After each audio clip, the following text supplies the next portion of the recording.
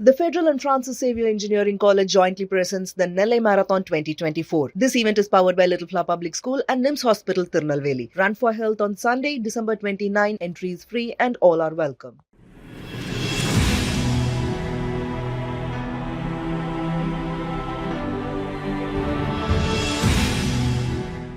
Who is George Soros? Is he so powerful that he can destabilize an entire nation? At 94, when most others his age will be in blissful retirement in an old age home or in the margins of a family they helped create, George Soros has stayed active and relevant, not exactly in the manner he may have imagined, but nevertheless up there in the news headlines. Welcome to the latest episode of the Federal's Worldly Wise, a program that dissects international news and deconstructs the latest developments. India is currently witnessing George Soros being vehemently debated on TV shows and in other media. He has virtually arrived in India at least 3 decades late after having ruffled the establishments in various other countries.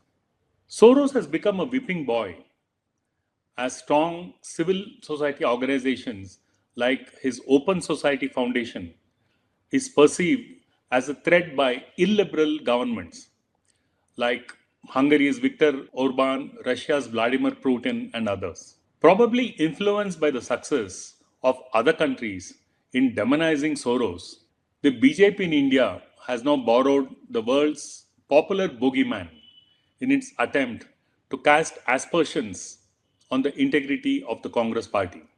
Governments looking for a scapegoat have found in him the perfect target. He is the bogeyman the world's leaders love to hate. Not all, but some, especially right wing conservative nationalist governments or political formations of this type.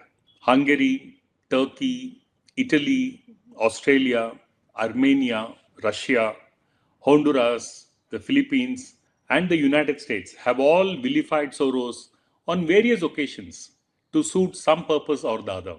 The reason is simple. Soros is an avowed supporter of liberal democracy and considered left of center, greatly inspired by the philosopher Karl Popper, who was his teacher in the university. Soros took to the idea of an open society wedded to liberal democracy and individual human rights advocated by Popper.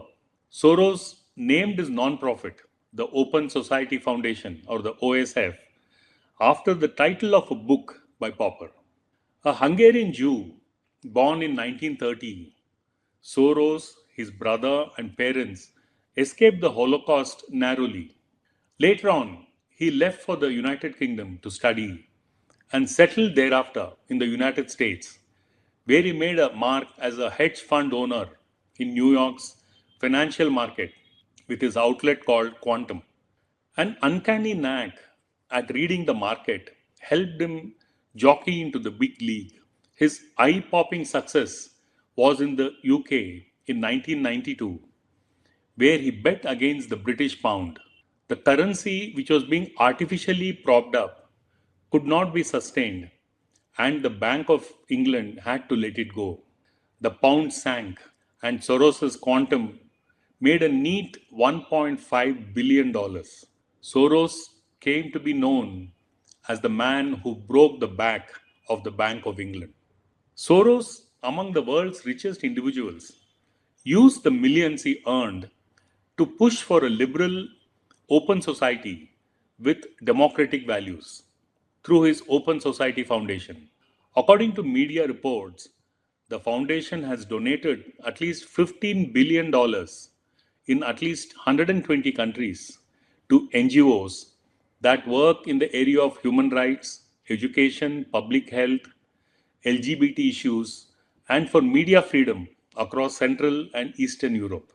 The foundation supports high profile independent organizations like the Human Rights Watch, Amnesty International, Center for American Progress, a liberal think tank, International Crisis Group, European Council on Foreign Relations, and the Institute for New Economic Thinking, among others.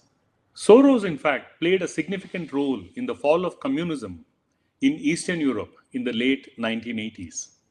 Soros purchased scores of photocopiers and distributed it across Hungary. That helped activists to print and copy thousands of newsletters for a democratic alternative. Once Eastern Europe was rid of communism, his foundation focused on Hungary, spending millions of dollars in free meals for children, especially school children, and in education. His Central European University was the high point of his democratic intervention in Hungary. He sponsored several youngsters for higher education in places like the United Kingdom. Ironically, one of the students he helped educate at Oxford University, Viktor Orban, later turned against him.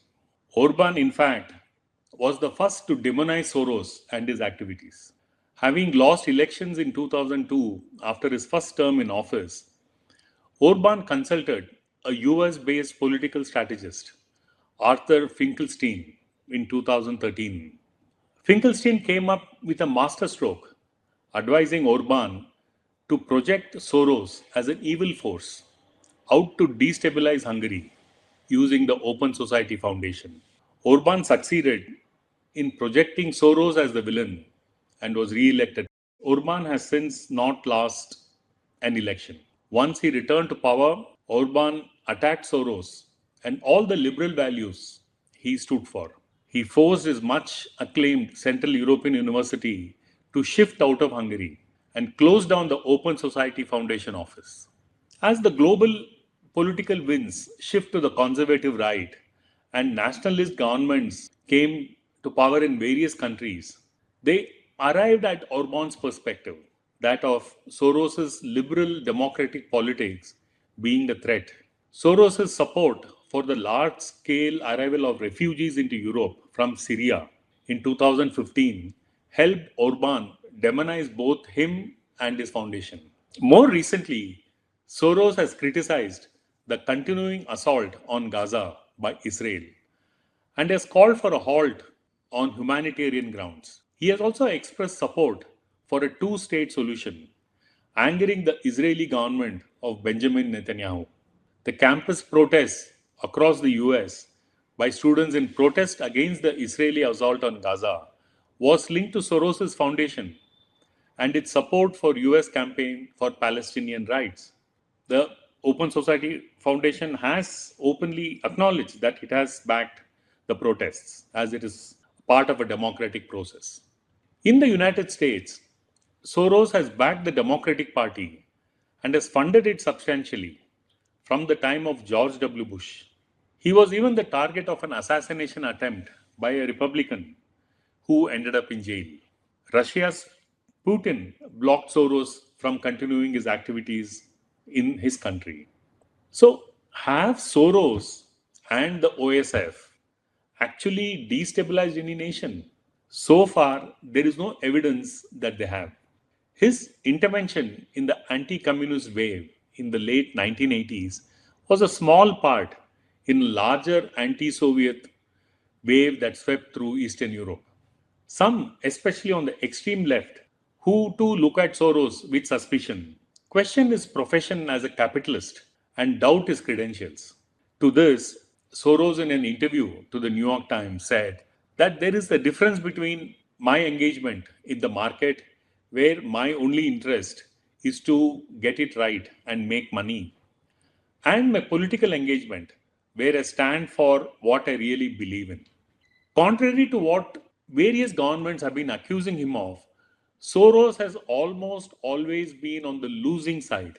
His lifelong aim to push and promote liberal democracy around the world does not seem to have succeeded. Hungary's Viktor Orban has in fact supported and fashioned what he calls an illiberal democracy, which by definition restricts individual liberties and human rights. As Soros told the New York Times, democracy was in trouble because in many countries it had become sclerotic and insufficiently responsive to the public's needs. It's losing out, he said.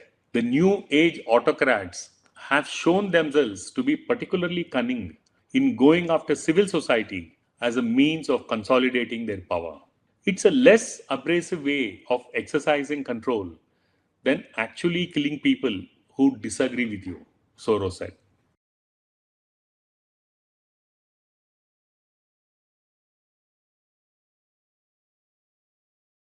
The Federal and Francis Xavier Engineering College jointly presents the Nellai Marathon 2024. This event is powered by Little Flower Public School and NIMS Hospital, Tirunelveli. Run for Health on Sunday, December 29. Entry is free and all are welcome.